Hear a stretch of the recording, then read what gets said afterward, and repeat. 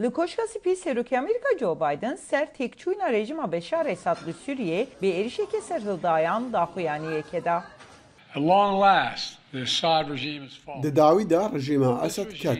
Wê rejimê bi sedan hezar Sûriyên bêguneh kuştin û eşkence dan. Têkçûna wê rejimê karekî bingehîniyê dadmendiyê bû. Ev ji bo gelê Sûrî ku demek dirêj di nala dîrokî ye ji bo avakirina paşerojek baştir. Biden gavên ku Amerîka li gor guherînên li ser erdê plan dike bavê jî jî eşkere kir. Tevî xebata nêz ya bi hevbendên herêmî re.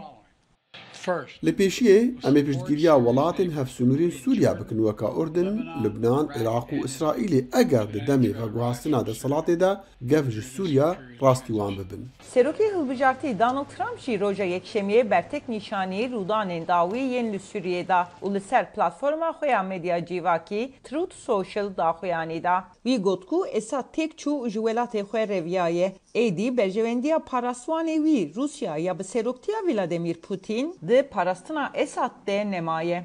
Rojek berê jî Trump wa gotibû Sûriye bê ser û bere lê nedostêmeye û divê Amerîka bi ti awayî tevlî vê yekê nebe ev neşerêmeye. Pispor hişyariyê didin ku divê şahiyên dijberên Esad li Sûriyê karên lezgîn yên ji bo pêdiviyên girîng nedin paşgoh kirin.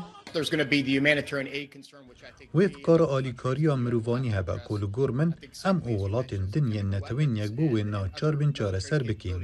Kêşeya divê çekên kîmyawî û şiyanên dinyên leşkerî ne em naxwazin ew bikevne destên xelet da.